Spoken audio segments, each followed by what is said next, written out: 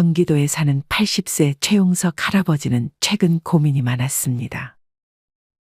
낙상 사고로 고관절을 다친 최 씨 할아버지는 열심히 재활을 받았지만 노력이 무색하게도 이제는 걷는 것이 상당히 힘들어졌습니다. 최 씨 할아버지는 5분 거리의 마트에 가려면 30분 이상을 끙끙대며 가야 했습니다. 건강하게 살다가 자는 듯 떠날 수만 있다면 얼마나 좋을까? 최 씨 할아버지는 거동이 어려운 노년의 삶이 이제는 걱정과 두려움이 앞서기 시작했습니다. 살다가 내가 원할 때 편안히 눈 감을 수 있는 제도가 있다면 나는 지금보다도 훨씬 더 안정적이고 느긋한 삶을 살 수 있을 텐데.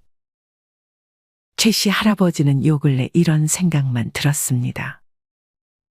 최 씨 할아버지는 10년 전 아내가 먼저 지병으로 떠났고 아들과 딸은 결혼해서 출가한 상태였습니다.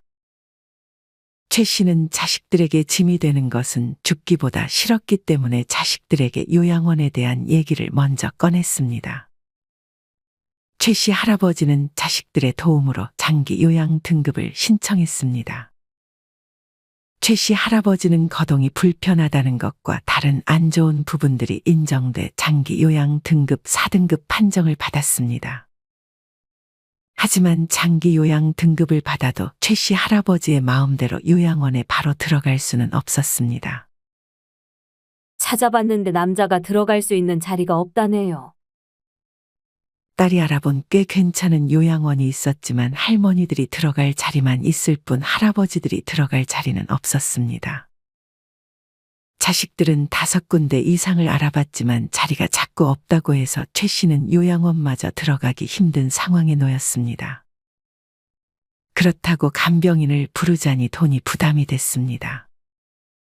최 씨는 지금 사는 오래된 집과 연금 130만 원 이외의 재산은 없었습니다. 최 씨 할아버지의 자식들은 찾다 안 되니 점점 일이 바쁘다는 이유로 최 씨에게 덜 신경 쓰기 시작했습니다. 최 씨 할아버지는 이대로 가면 안 되겠다 싶어 자기가 직접 알아보기 시작했습니다. 최 씨 할아버지는 과거에 컴퓨터 다루는 일을 했었기에 자료를 찾아보는 것에는 일가견이 있었습니다. 할아버지는 분명 자신과 비슷한 처지의 사람들이 있을 것이라 생각했습니다. 최 씨는 요양원 대신 갈 만한 곳이 있는지 알아보기 시작했습니다. 최 씨 할아버지가 첫 번째로 알아본 곳은 노인요양 공동생활가정이라는 곳이었습니다. 찾아보니 노인 공동생활가정이라는 곳과 노인요양 공동생활가정 두 가지로 나뉘어 있는 것 같았습니다. 노인요양 공동생활가정은 입소 정원이 9명 이하로 요양원과는 다르게 가정집 같은 곳에서 돌봄이 필요한 노인들에게 돌봄 서비스를 제공하는 곳이었습니다. 여러 명이 한 공간에서 생활하는 요양원과 달리 노인요양 공동생활가정의 최대 입소 인원이 9명으로 제한되어 있기 때문에 낯선 분위기를 꺼리는 최 씨 할아버지에게는 꽤나 매력적으로 다가왔습니다.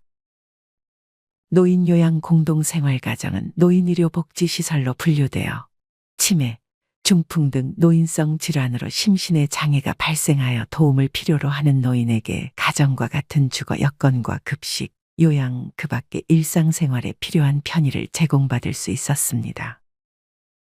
노인요양 공동생활가정은 장기요양 등급을 받은 사람이라면 들어갈 수 있고 치매 전담형 노인요양 공동생활 가정의 경우 2에서 5등급의 치매 어르신이 이용할 수 있습니다. 시설의 기준도 대부분 1층에 있었고 2층 이상인 경우 엘리베이터가 있었기 때문에 크게 불편할 것 같지는 않았습니다. 최 씨가 알아본 곳의 노인요양 공동생활 가정의 이용요금은 다음 표와 같았습니다. 최 씨의 경우 비급여인 식대와 간식까지 포함해 70만 원 정도의 저렴한 금액으로 들어갈 수 있었습니다. 노인요양 공동생활 가정의 경우 요양원과 비슷하게 세면, 배설, 목욕 등의 생체 활동을 지원해주고 조리 및 세탁 등 일상가사까지 지원해주는 곳이기 때문에 고려해 볼 만했습니다. 노인요양 공동생활 가정 말고 노인 공동생활 가정이라는 곳도 있는데 마찬가지로 여기도 가정집인 건 똑같지만 이곳은 거의 양로시설과 동일하다고 생각하면 됩니다. 노인요양 공동생활가정과는 달리 돌봄이나 케어가 적용되지 않기 때문에 건강한 사람들이 들어가는 곳인데 건강하다면 굳이 들어갈 필요는 없지 않을까 하는 생각이 듭니다. 노인 공동생활가정의 경우 정부 보조금을 전혀 받지 못하는 유료 양로시설이기 때문에 2021년 기준 115곳밖에 없고 노인요양 공동생활가정의 경우 정부에서 1인당 100만 원이 넘는 비용이 지급되기 때문에 많이 개설되었습니다. 2021년 기준 무려 2,000곳 가까이 있기 때문에 이런 곳도 있다 참고해 보시면 좋을 것 같습니다. 노인요양 공동생활가정은 다음과 같이 찾아볼 수 있습니다. 먼저 네이버나 구글에 노인 장기요양보험이라고 검색 후 홈페이지에 들어갑니다. 그리고 홈페이지 중간에 나와 있는 장기요양기관 찾기를 클릭합니다. 여기서 여러분이 사는 지역을 찾고 급여 종류를 노인요양 공동생활가정이라고 선택 후 밑에 나오는 정원은 1에서 10명 미만으로 선택한 후 검색을 눌러주면 주변에 있는 노인요양 공동생활가정을 찾아볼 수 있습니다. 노인요양 공동생활가정 내부의 분위기는 대략 이런 모습입니다. 남성 어르신분들이 족욕을 하는 모습도 있습니다. 경기도 고양시에 위치한 안나의 집의 경우 마당이 딸린 3층짜리 가정집 구조로 법적으로 사회복지사나 의료인 자격증을 갖춘 시설장 1명, 간호사 1명, 입소 어르신 3명당 1명의 요양보호사를 두도록 되어 있습니다. 일반 요양시설과 달리 최대 정원을 9명으로 제한해 각 어르신들의 어려운 점을 모두 파악하여 밀착 케어 보호가 가능하다는 게 가장 큰 장점이라고 합니다. 최 씨 할아버지는 일단 노인요양 공동생활가정은 이 정도만 알아본 후 선택지 중 하나로 정해놓고 다른 곳을 알아보기 시작했습니다. 최 씨 할아버지가 요양원 대신 선택한 곳 두 번째는 월 100만 원대 실버타운이었습니다. 월에 100만 원만 내면 생활비 걱정은 없었기에 연금으로 충당할 수 있었지만 문제는 보증금이었는데 만약 실버타운을 들어가려면 지금 사는 집을 팔고 보증금으로 내야 했습니다. 다행히도 거동이 불편한 어르신들이 입소 가능한 실버타운도 있었습니다. 사실 앞서도 잠깐 언급했던 것처럼 남성의 경우 장기요양 등급을 받아도 요양원의 자리가 많이 나지 않아 요양원에 들어가지 못하는 경우도 많습니다. 이처럼 근본적으로 요양원에서 남자 어르신을 기피하는 것이 현실입니다. 그 이유는 일단 남자 요양보호사가 부족하기 때문입니다. 남자 어르신의 경우 요양원에 입소했을 때 폭력적인 모습을 보이거나 폭언을 하는 경우가 많고 요양원 생활에 잘 적응하지 못하는 경우가 여성 어르신에 비해 상대적으로 높은 것도 또 하나의 원인입니다. 실제로 요양보호사로 일하시는 분이 말한 내용을 참고하면 방문요양의 경우 남자 어르신은 기피 대상자가 된다고 합니다.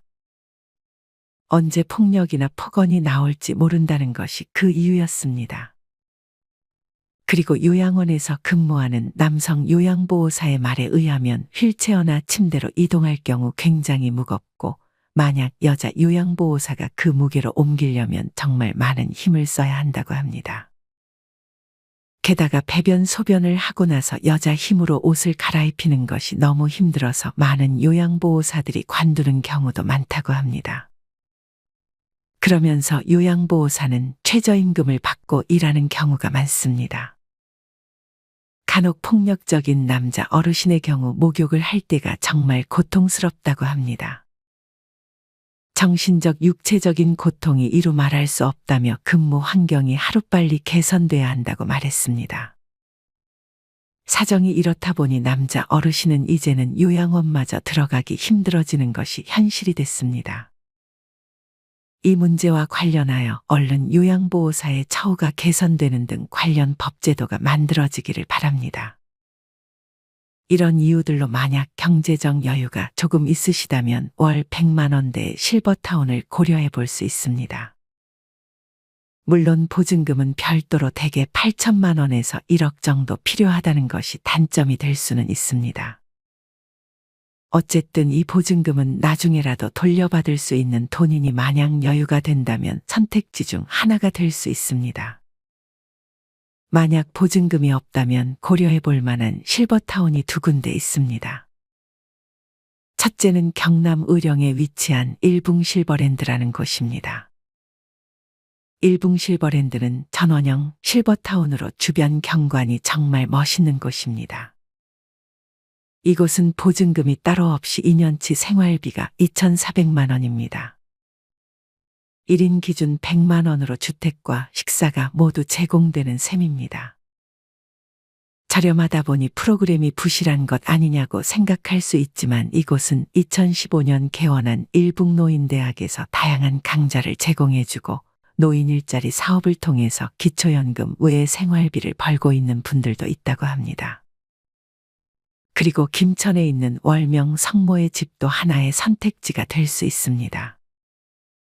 월명 성모의 집은 1인 기준으로 보증금이 6천만 원의 식비를 포함한 월 생활비가 90만 원 정도인데 보증금이 없이도 입주가 가능합니다. 보증금 2천만 원당 월 생활비 5만 원만 추가 납부하면 되는 구조로 만약 보증금 없이 들어가려면 한 달에 105만 원의 비용으로 가능합니다. 최 씨 할아버지는 일단 100만 원대 실버타운도 선택지에 넣고 세 번째 방법에 대해 다시 한번 찾아보기 시작했습니다. 주야간 보호센터라. 최 씨 할아버지가 요양원 대신 알아본 세 번째는 주야간 보호센터였습니다. 주야간 보호센터. 이름은 들어봤지만 정확히 어떤 곳인지 몰라 정보를 찾아보기 시작했습니다. 주야간 보호센터란 장기요양 등급 판정을 받은 어르신을 대상으로 하루 중 일정한 시간 동안 어르신을 보호하며 목욕, 식사, 기본간호, 치매관리, 응급서비스 등 심신기능의 유지 향상을 위해 교육 및 프로그램 등을 제공하는 곳을 말합니다. 노인요양 공동생활가정과 마찬가지로 주야간 보호센터도 장기요양급여 수급자는 이용할 수 있었습니다. 뿐만 아니라 주야간 보호내 치매 전담실이라는 것이 있는데 이는 장기요양 등급 2에서 5등급, 인지지원 등급 판정을 받은 어르신 중 의사소견서에 치매 상병이 기재돼 있거나 최근 2년 이내 치매 진료 내역이 확인된 경우라면 이용 가능하다고 합니다. 일반적으로 주야간 보호센터는 어르신들의 유치원으로도 불리우는 곳으로 장기나 바둑을 두거나 낮잠을 자는 시간도 있고 색칠 공부를 하고 무언가를 만드는 등의 다양한 프로그램들이 있습니다. 옥상이나 마당에 있는 경우 날이 좋을 때는 밖으로 나와서 함께 노래를 부르기도 하고 네일아트나 다양한 신체 활동 프로그램을 할 수 있는 곳입니다. 유튜브에서 주야간 보호센터라고 검색했을 때 뭘 하는 곳인지 좀 더 정확하게 알 수 있습니다. 주야간 보호센터의 경우 정원은 5명 이상이고 만약 안에 치매 전담실을 두는 경우 일실당 이용 정원이 25명 이하여야 합니다. 최 씨 할아버지는 가장 중요한 얼마의 비용이 들어가는지가 궁금했습니다. 주야간 보호센터의 경우 성형 서비스 시작부터 어르신을 가정에 모셔다 드린 시간까지 장기요양급여를 이용하면 급여 비용이 발생하게 되는데 이때 총 비용의 85%는 국가가 부담하며 나머지 15%만 본인이 부담하면 되는 구조였습니다. 물론 식대나 간식비 등은 별개입니다. 주야간 보호센터는 이용 시간마다 금액이 다르게 책정되었습니다. 물론 센터마다 가격이 조금씩 다르겠지만 최 씨가 찾아본 곳은 가격이 다음 표와 같았습니다.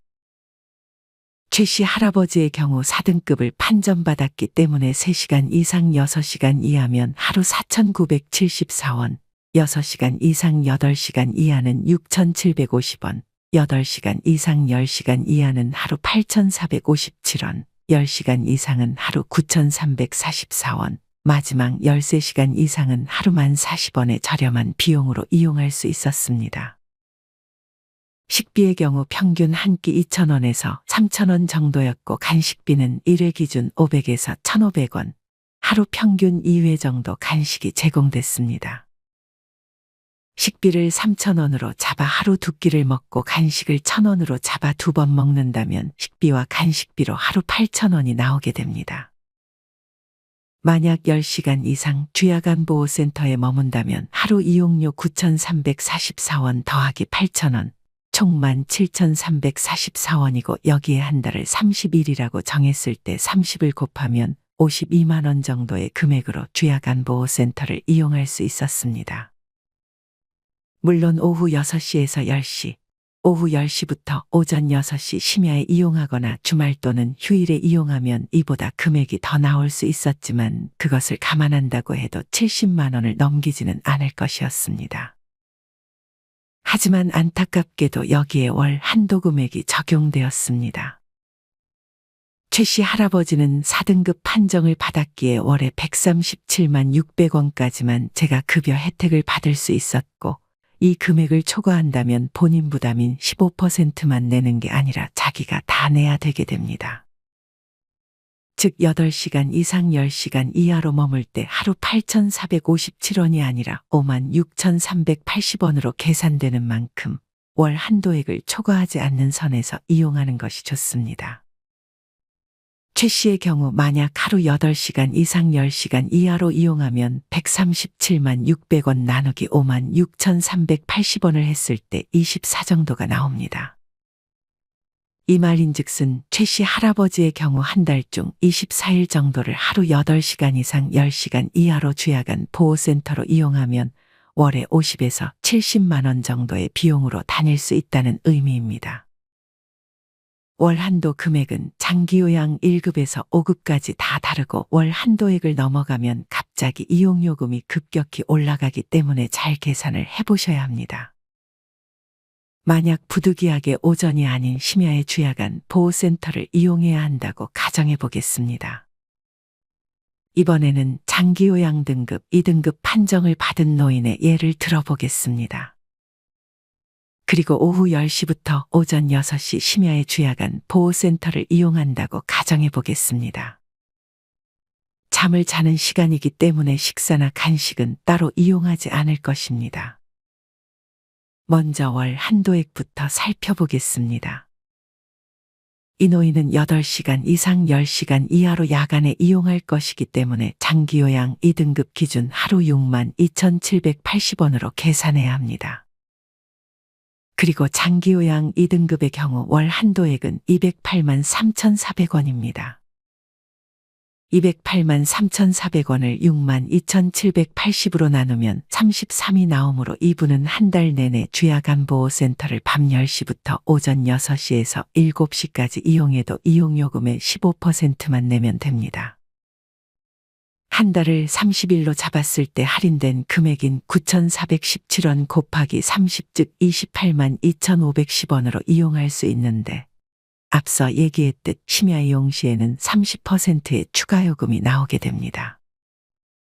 28만 2,510원의 30%는 8만 4,753원이고 이 둘을 더해주면 37만 원 정도의 저렴한 금액으로 이 노인은 주야간 보호센터를 이용할 수 있게 되는 것입니다.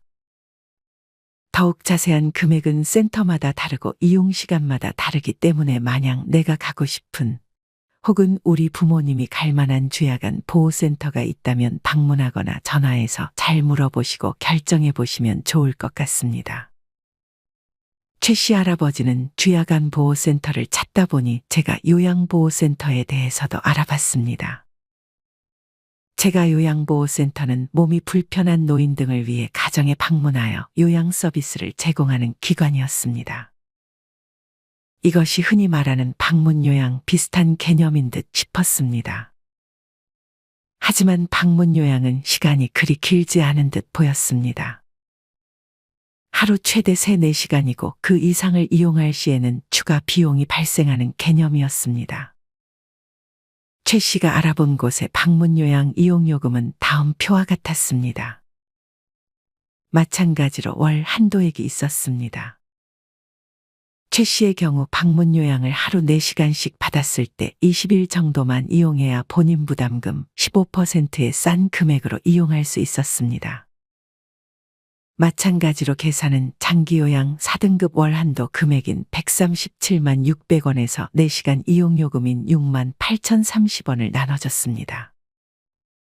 그러면 20이하 소수점이 나오고 이 말인 즉슨 하루 4시간을 21일 이상 서비스를 받을 시 이때부터는 하루에 1,205원이 아닌 6만 8,030원의 요금을 내야 하기에 금액적으로 부담이 됐습니다.